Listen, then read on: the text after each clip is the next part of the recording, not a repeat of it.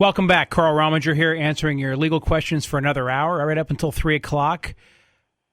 And Harold, I want you to hold on for a little bit here because I know you got a really good question I want to hear. But before we get to that, I've got Seth Obitz with me. Seth, are you with me? I am. How are you, Carl? Good. Seth, the reason I invited you on, you're involved with the Energy Patriot movement. Correct. Yes, sir. Tell us a little bit about that. Well, the Energy Patriot movement is a movement to help people become more aware of the criticality of our energy crisis. And when I say energy crisis, that can be a broad term, but really our energy crisis is about gasoline and diesel fuel, transportation energy. And we've spent a lot of time and effort in all areas of energy efficiency for homes and buildings, and solar and geothermal and wind power for electricity, all of which are very wonderful things, and I fully support them, but they do nothing to improve our energy independence, and that is a perilous misperception. And the reason is quite simple, because in this country we make very little electricity from oil. What we use oil for predominantly is transportation fuel. So the issue is gasoline and diesel fuel, and we believe, the Energy Patriots believe, that we need to focus on that and make people aware that that is the issue of energy dependency. Okay. And you're locally affiliated with AmeriGreen? That is correct. Yes, I'm a part owner in AmeriGreen, as well as a petroleum and energy retailer named Worley and Obetz in Manheim, Pennsylvania. Okay.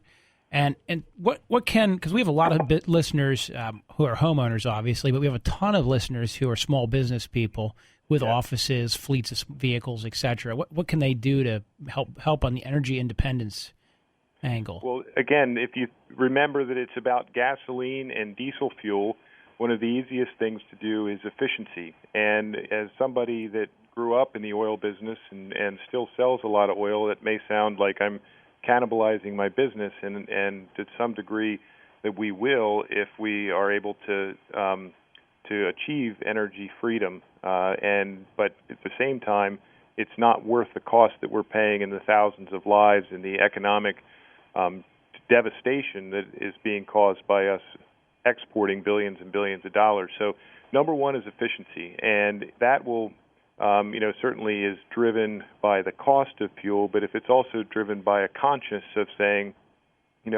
whether it be for environmental reasons or, I believe, most important of all, for energy freedom reasons, to consume less of it. And all of the normal ways to do that are the low-hanging fruit of public transportation, if that's feasible and available, driving less miles, carpooling, becoming more efficient in any way that you can if you're using a gasoline or diesel-powered vehicle.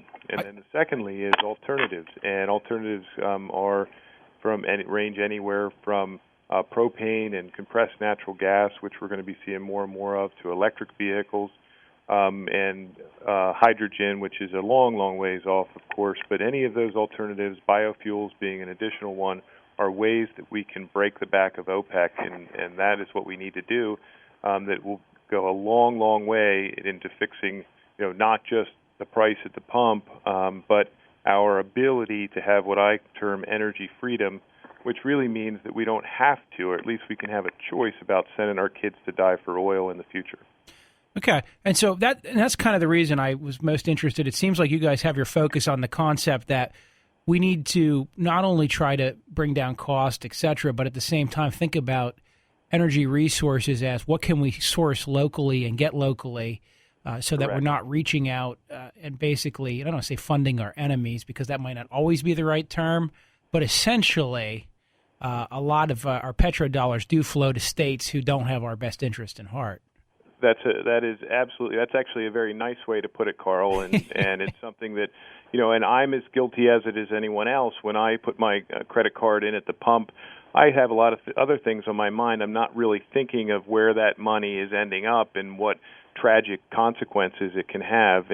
But at the same time, again, talking about gasoline and diesel fuel as being the crux of the energy crisis, we as consumers don't really have a whole lot of choices at the moment. I believe more and more choices will come, but the legislative push of the Energy Patriots movement is to encourage country of origin labeling for fuel. And that's something that is, we have country of origin labeling on everything from tomatoes to T-shirts.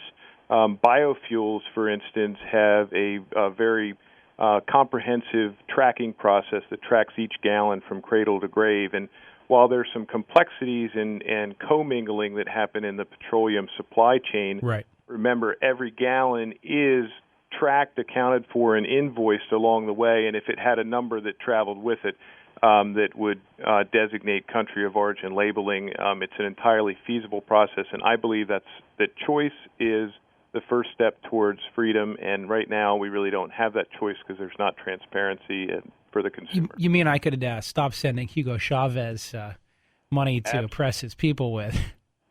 To depress his people with? Yeah, to oppress. As well as, and let me also propose the counterpart to that maybe, just maybe, and I don't know because I don't think Hugo Chavez, is necessarily a very sane man, but maybe, just maybe, he could be a little more diplomatic if he felt like we might have a choice in where we buy our fuel. But right now, there's really no transparency and no choice. Right, so he doesn't have to worry about what the American consumer is going to do. Exactly, because they don't know. Now, he, of course, Citgo is a brand that's owned by Venezuela and de facto owner Hugo Chavez. There's certainly this concept of country of origin labeling fuel. We're teamed up with General Wesley Clark, and we're really in the beginning stages of this, and we're working on putting together an advisory board, so it's really too early to come out publicly with a lot of things. But we're seeing a lot of influential people who are nodding their head and saying, yeah, this is something that makes sense. It's a good way to raise the awareness of the consumer and give them choice.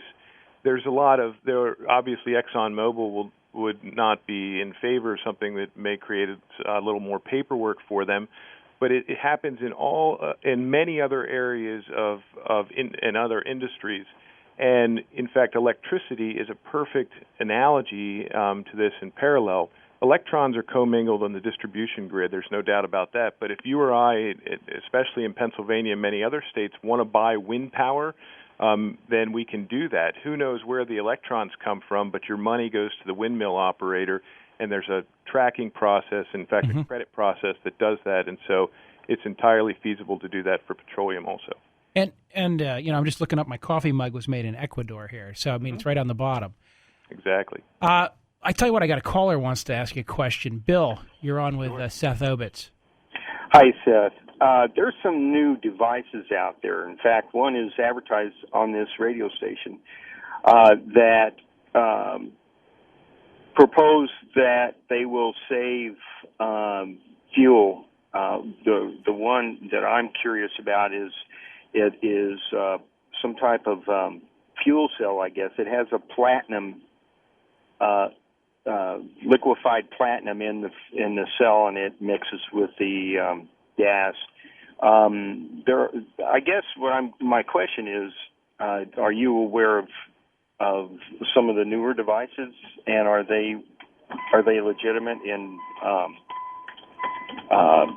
providing fuel savings? Hi, Bill. I'm not necessarily aware of the device specifically that you're talking about, but we always look at different devices. Most recently, there was a hydrogen additive device that was used in engines. It sounds somewhat similar to what you're talking about. There's also has been additives along the way, whether they be in the fuel or sometimes in the oil. We've not found any that have held true. Now, I'm not suggesting it doesn't mean that there aren't or that somebody shouldn't try it, but I would just say really do your due diligence about them. There are some oil additives, though, that will have been proven to create a small increase in efficiency, particularly in diesel engines, and that's because they just create a little less friction in the engine. So in that regard, there are some of those. But then you have to do the math, on the economics of it. But at the end of the day, if we're burning less gasoline and less diesel fuel, that's that much less far that we have to go to energy freedom. Right. There's some esters out there that I'm trying to remember the one eco something that will improve the gas mileage by reduction of friction, and you put it in both the gas and the it helps to Well, I guess the long and short of it, Seth, is there is not right now any practical device we can plug into our car that's going to increase our mileage by 30% or anything like that.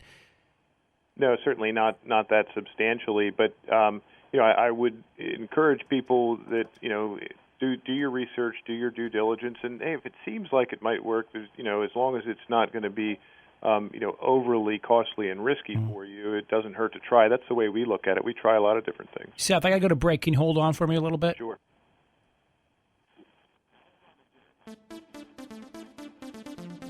Welcome back, 540-0580. I got Seth Obitz here with the Energy Patriots. Seth, first of all, if somebody wants to learn more about the movement, where should they go on the line, or what are we looking for?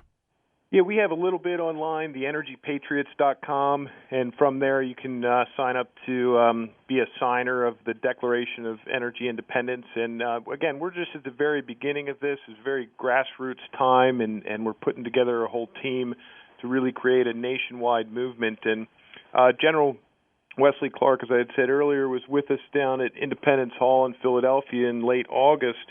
He was a keynote speaker as we read the Declaration of Energy Independence there for the first time. And he remarked to me, he said, Seth, this is the single biggest issue facing the future of America. It touches everything, and it's about our geopolitical struggles, it's about our economic struggles, it's about jobs.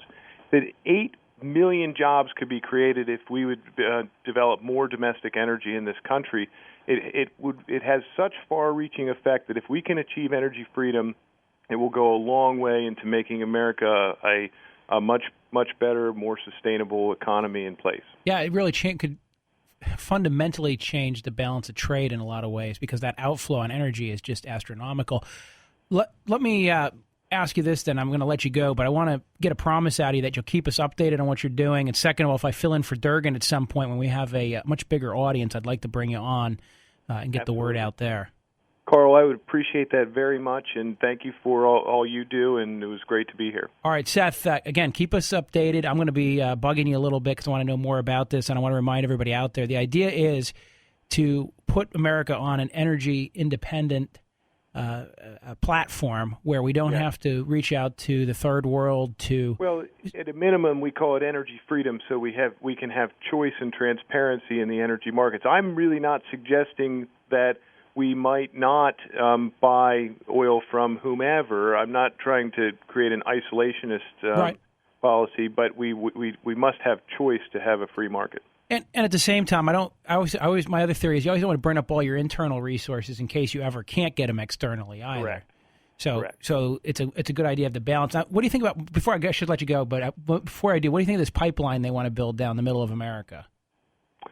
Anything that we can do, as long as, again, it's done in a environmentally responsible way, which we can do those things today, and we really can do them if we would streamline our permitting process. We can still do them in an environmentally responsible way that helps the infrastructure of our energy, is going to go a long way into making a better future for our kids. All right, Seth, thanks again. Thank you. I'll keep you updated, Carl. Have a good weekend. All right, you too. Bye. Let's see. I got Harold holding here patiently. 540-0580, answering your legal questions again. Of course, I still got Rob Culling hanging around here in the background, and he may chime in. Harold, what's going on? I have a hunting camp, and I've had it about 30 years, a little over, and my name is on it, and my two sons and my daughter. Okay. Now my grandsons are going up there with their friends, which is fine, but my question is, I wanted to incorporate this some time ago, but the members of the family didn't want to go along with it. Now I'm concerned about what happens if one of these young people are up there and have an accident. They can come back on all of us. Yes, theoretically they could come back on the landowners if there's landowner liability. Now, just because somebody has an accident doesn't mean you can reach the landowner. I mean, if they slip on a grape in the woods, I'm not certain that's going to be your fault, No, but if it's on the property and close to the building, what then? Well, if somehow they can show that you were negligent, and as a landowner were negligent, or somehow created a defective condition, then yeah, there could be a lawsuit. Now, what you should be doing is just carrying a liability policy, and like you can go to most any insurance agency, and they will write you a policy that'll provide reasonable coverage to anybody who's using the hunting camp. Well, we do have a liability policy, but sometimes these boys go up there and do things like drink, and yeah, this has concerned me. I understand, and that's. Listen, the answer is you got to have tolerance amongst the members of the hunting camp. Right. And, I'm going to go up hunting in New York, and I guarantee you the guys I'm going to be up there with, we're probably going to drink at night heavily, right? Right. Probably from 6 o'clock until 9 o'clock, and then we'll pass out, and we'll wake up at 5 a.m., and hopefully all the alcohol will be out of our systems. Well, that sounds familiar, but at any rate, I'm out of that category these days. I don't do that. But would it be wise to incorporate? Would that be a problem? Would it be awful costly to do that? It would not be awful costly to create a limited liability company or other umbrella which would be designed to shield the camp owners from liability. It would be costly. It would not be that costly. It would not be. It would not. This advertisement over the radio that you can go to and get formed, is it possible to do this on your own? It is absolutely possible to do it on your own. I always have a recommendation, which is it's better to get an attorney involved, if only because how you're going to structure it exactly and what you're going to need to do, and it's going to create some issues. So my advice is, yeah, you can get a form for $150, or you can probably get an attorney to do it for $750. Well, now, I heard an advertisement that they now offer an attorney through this organization. Yeah, and I don't know anything about that. I just heard that very recently. Yeah, no, I've heard the ad, but what I mean by that is I don't know what kind of representation you're going to get, or how much time you're going to get, or how much real assistance you're going to get. Right. But I can tell you that when somebody comes in to set up an LLC or a corporation or other things, sometimes we turn them away because it turns out it's not what they really need. Other times, there's a lot of machinations that need to be handled. Like, for instance, can I sell a share in this hunting camp? So if I'm one of the owners of the LLC, can I pass it down to my kids? Can I sell it? What happens if I get divorced? What happens if I go bankrupt? There's a lot of choices that have to be made that a form can't make for you. Okay. Very good. All right. Thank you much for your time. I appreciate it. All right, Harold, and thank you for being so patient. You're welcome. All right, take care. You bet. 540-0580. Arthur, you're on the air. Arthur. Oh. Yeah. Mr. Rominger, I stayed at Red Roof Inn in Lancaster. Okay. And I work for Red Roof Inn, and we get travel tickets. It allows us to have free night stays. Okay. At check-in, they accepted my travel tickets, and at checkout, they said that they don't accept them, and they charged my credit card. I disputed it with my credit card holder, and they said there's nothing they can do about it. I called corporate, and they said that it's a franchise, and they don't have to accept travel tickets. Right. But they took them at check-in. And that's probably where you can argue that there was a contract created, you performed, they performed, and they can't unilaterally change it at the end. So you could probably sue them in small claims court. Can an attorney handle that for me? It absolutely can, but how much money are we talking about here? $221. Right, and so you're going to pay me $500 to get $221, and that's not going to work. I can't sue them for any more? Nope. Not even your cost? No, that's the problem. Absent an attorney's fee clause in a contract or a statutory basis, you're on your own. And so what I would do is just drive down to your district justice down there and file a simple civil complaint yourself. That costs $95, right? That you can recover. If you win, you get your fees and costs, but not your attorney's fees. Okay. All right. Good enough. Sorry about that. Hey, thanks a lot. Sometimes you just got to eat the $200. It's like litigating over a $200,000 house for $10,000 worth of construction defects. What's going to happen? Maybe for $1,000 in legal fees you'll get your $10,000, or maybe for $11,000 in legal fees you'll get your $10,000. And I'm going to tell you, only one of those is a good deal, but I'll let you decide. What do you think, Rob? Yeah, I'll take your word on that. I think you got it right on the money there. I mean, if it's something that you can only recover $100 for, it's probably not in your best interest to pay us $500 to do that for you. Well, if you think about it, I mean, think about how many times we do get phone calls where somebody's upset because their carburetor was put in backwards or something, and there was another $147 in extra cost, and you're like, fella, if I didn't have a free consultation here, you probably would have eaten up the whole $147. Mm-hmm. Exactly. Although every once in a while, we can write a letter and straighten things out, but a lot of times, so that other fella, I guess we could write a letter to the Red Roof and say, "Dear sirs, please send him his $210," and maybe they see it on attorney letterhead and it only costs him $75. He's up $110. Yep. But if they just kind of ignore the letter, then he's out another $75, which is probably another night at another hotel. Yeah. Oh yeah. Let's see, Sam, you're on the air with Carl and Rob. Hi, attorney. I just had a question. One of my friends is a neighbor down the road. They recently received a letter for eviction for smoking. Okay. Apparently, they have in the lease no smoking in the apartments, which is fine. But there is an ashtray provided outside of the general common area. When I visited them, I've smoked there too, and never seemed to be a problem. But all of a sudden, now they're getting an eviction notice saying that, no, there's no smoking, which is ironic considering some of the people that work around and do general maintenance also smoke. Interesting. Any advice? Well, the short answer is they can defend it. I did one of these years ago. I had a guy smoking. I'm just going to laugh about this, but I had a guy and his wife that were smoking in a place where there's no smoking. And, of course, when I dealt with the opposing side, they're like, are you aware that his wife's on oxygen?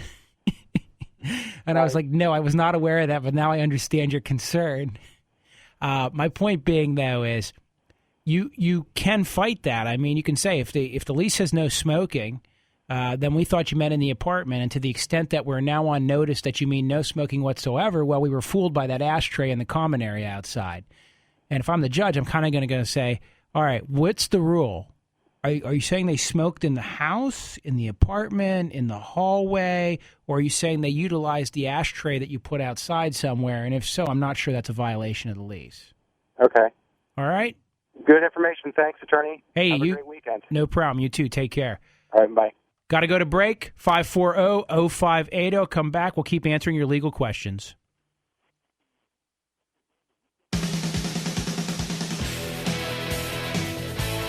Welcome back. Carl Rominger here answering your questions, 540-0580. Well, let me tell you about this Penn State fella here. 8 people accusing him of it. That doesn't sound good. Whenever you're in court and there's one person accusing somebody of a sex crime and it's a he said, she said, or she said, or he said kind of dealio, one-on-one or two-on-one, you kind of go, maybe somebody's lying, maybe somebody's conspiring with a friend. If you have 8 people who... And that's what I'll be curious to know is how independent of one another they are. But if you have 8 independent people willing to point the finger at somebody, you sometimes think there might be something there. Now, of course, sometimes when people start thinking about, universities and coaches and money and things like that, maybe there's some motivation. But nonetheless, the bigger lesson, right? The athletic director and somebody else are charged with perjury. How do you think that happened? I got $1 million that says these yin-yangs went in front of a grand jury without an attorney. So if you're ever subpoenaed to go in front of a federal, state, or I don't know what other kind of grand jury there might be out there, or in front of anybody to talk about somebody else, you better be really careful because you think you're just going to go in there and tell the truth, and then they ask you an uncomfortable question, or maybe you did tell the truth, but some prosecutor doesn't think you did. You're going to get charged, and there's no reason that that has to happen. And in fact, I've represented many people in front of grand juries before, statewide investigating ones, county ones. It's not that big of a deal, but a lot of times you can find out. And guess what? In the federal system, they'll tell you if you're a target. In the state system, they don't tell you if you're a target or not. So you might actually be misled and think you're going in front of the grand jury to talk about a coworker or a friend or some event you witnessed when really they're there to investigate you for some reason. Anyhow, That's why these yin-yangs are charged with perjury, because they weren't smart enough to get a lawyer, because if I'd have been there, I wouldn't have let them lie, and if they felt like they needed to lie, I wouldn't let them testify because they have privileges. Anyhow, just makes me mad that somebody cheaped out. Jeff, you're on the air. How you doing, Carl? Good. Appreciate all you've been doing. Thanks. I got a question about, a question if I have any recourse. I'm a landlord, and it's about a tenant who's given me notice to move. Mm-hmm. The situation is the second year of a lease has just expired the end of August. Okay. And I had sent the tenant 2 weeks before the end of their lease expiring, saying, well, I haven't heard any news that you haven't given me notice that you're moving out, so I'm glad you're staying. And here's a lease renewal, sign it and send it back to me. Mm-hmm. And she hadn't sent it back to me. However, she did start to pay for 2 months the rent increase that was in this lease renewal. Mm-hmm. And in the notice, the renewal I sent to her, I said, if you continue to stay, basically the existing lease will stay in effect. Right. Well, then I just got a notice from her dated the 2nd of November that she'll be moved out by the end of November. Okay. So I'm wondering if, the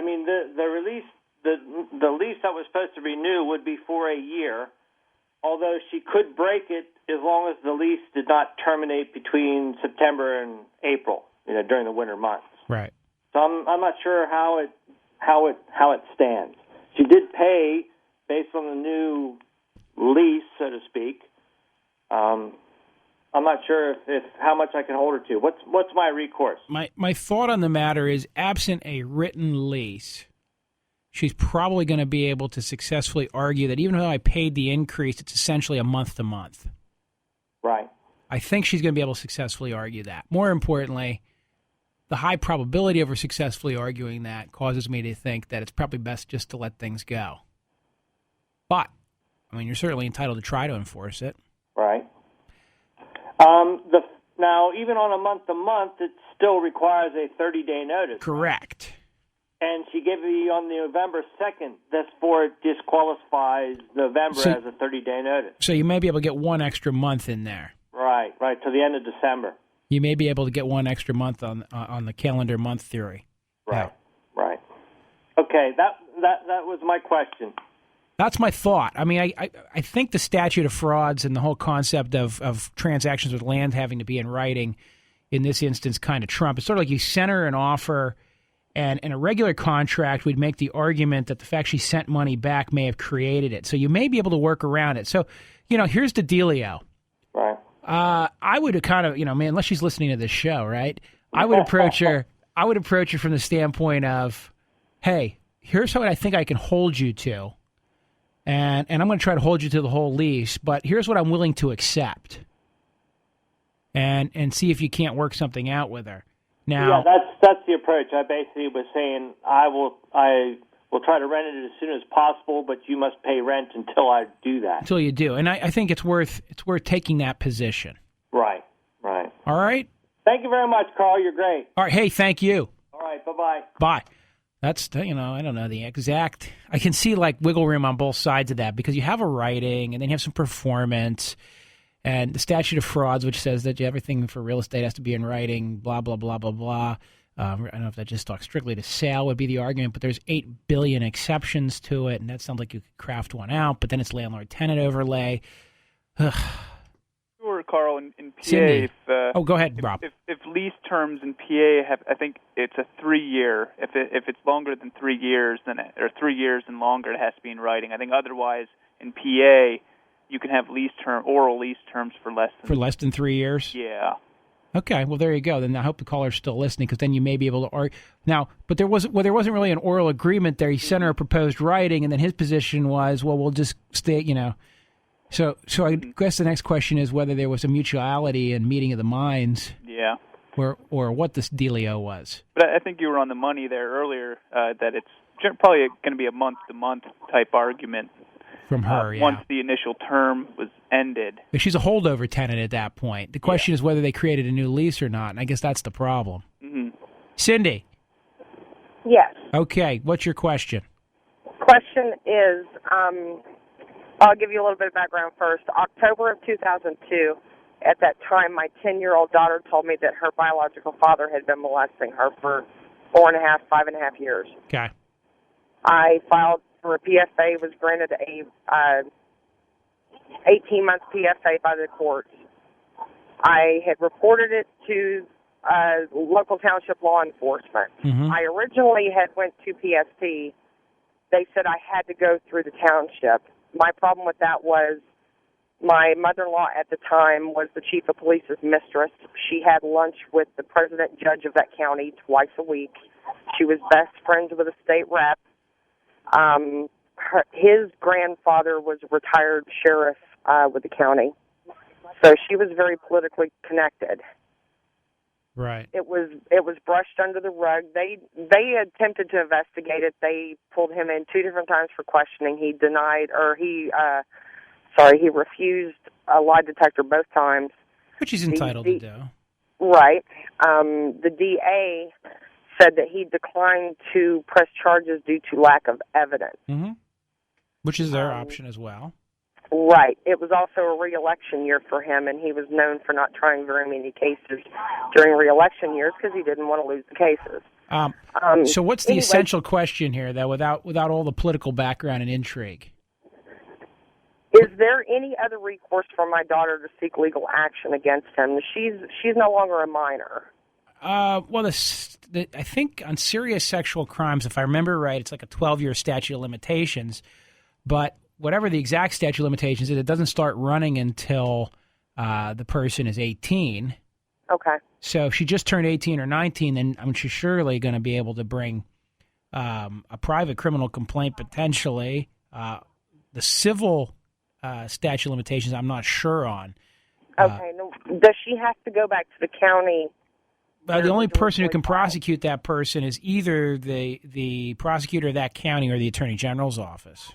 Okay. Does she have to go back to the county in which the crime occurred? That you have to go there in order to prosecute somebody, yeah, because that's the only place that can be prosecuted. Okay. All right? All righty. Thank you very much. All right, Cindy, good luck. Bye-bye.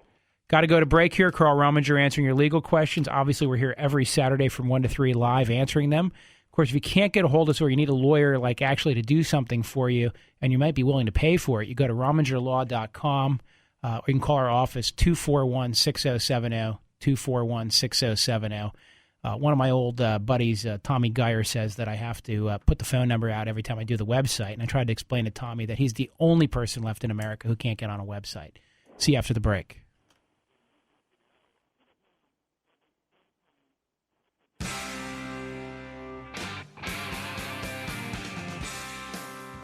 Welcome back. Carl Rominger here. 540-0580. Oh, boy.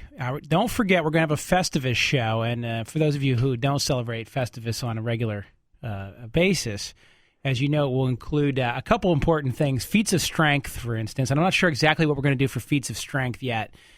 Maybe some moshing. I don't know.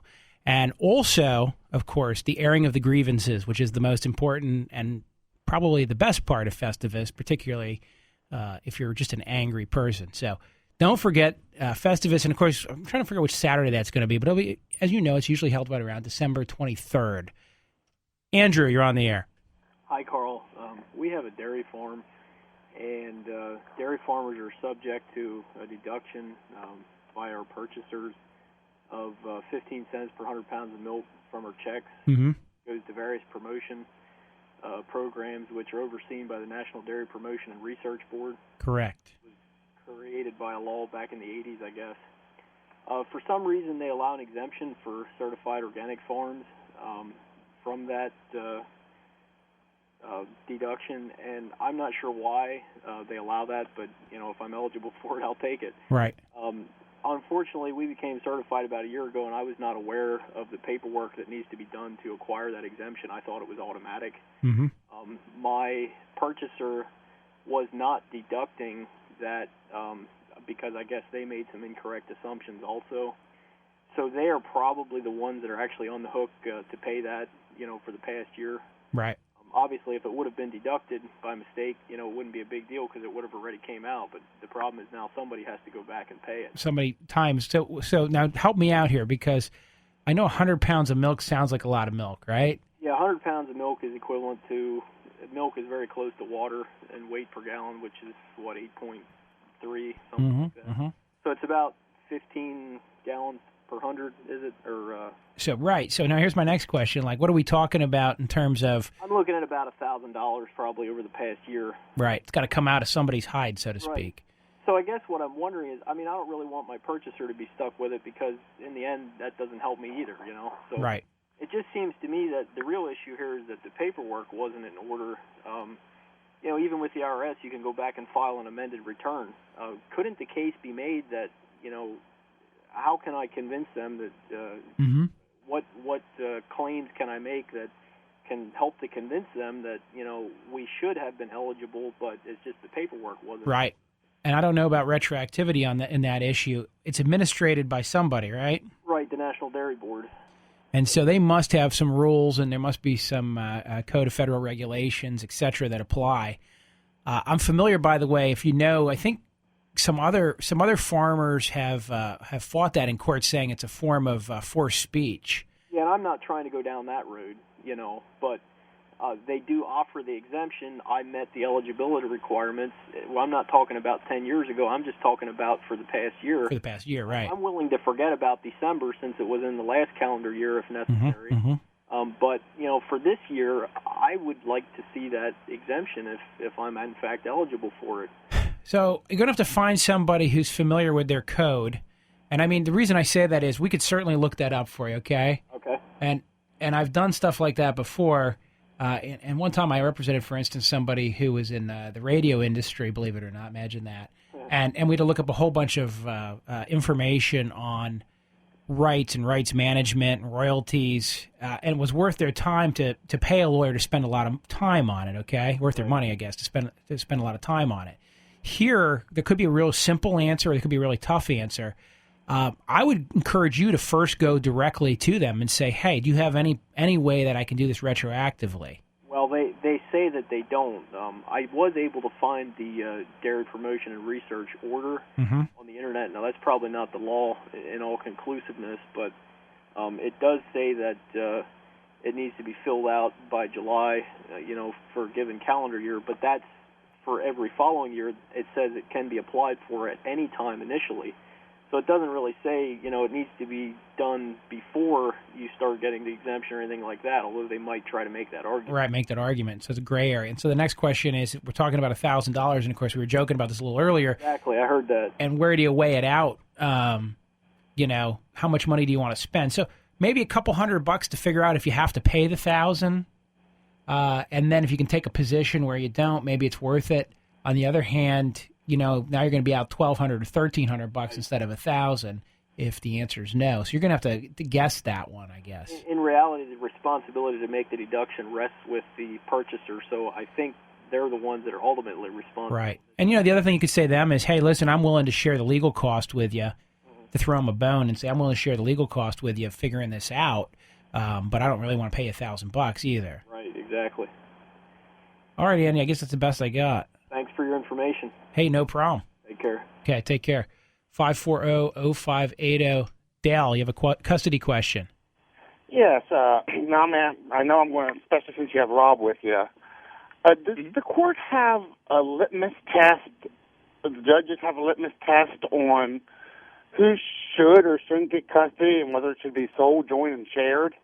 And the other question is, what's the difference between joint and shared custody? Okay, well, those words are thrown around. We almost always have what we call shared or joint legal custody in a custody case. But the idea of shared physical custody or joint legal custody just basically means both parents have it. That how we sort it out is whatever the order says. I don't see a difference between joint custody and shared custody. Some other lawyer might tell me that, but best I can tell, they're just words that are used interchangeably, and some courts will say, and now this blank day of blank, blah, blah, blah, blah, blah. They shall have shared legal custody and shared physical custody as follows, or they shall have joint legal and physical custody and share custody as follows. it's sort of like the word visitation gets thrown around quite a bit, as if it's not shared physical custody. And for purposes of grandparents' visitation, that can make a little bit of a difference. But I actually saw a court opinion where they basically said these terms are so sloppily interchanged that one really most often means the other. Yeah, it's like a distinction without a difference, pretty much. Yeah, it's my other favorite one is there's in the law it says, what's a petition and what's a motion? And there's some explanations on that, but there's always a fight over whether something was supposed to be a petition or be a motion. Mm-hmm. So I quite often file a petition/motion to fill in the blank. Yeah. That way, if any crazy judge wants to tell me that it should have been a petition or should have been a motion, I'm like, well, just put your finger over the word you don't like. Mm-hmm. All right? Okay, thank you. All right, take care. Bye. Oh, boy, oh, boy, oh, boy. What has our Supreme Court been up to recently? I guess they're going to be issuing some decisions. And, in fact, one of the interesting things that they're looking at right now – I'm out of time. Well, next week we'll talk about all the interesting things the Supreme Court's up to, including whether or not a federal prisoner held in private custody has the same rights as if he were being held in official custody when the government's paying a private jailer to keep him, or does he lose some of his rights to sue? As always, I'll be back next Saturday, 1 to 3, and go to romingerlaw.com in the meantime to get a hold of me or learn more about our office. See you next week.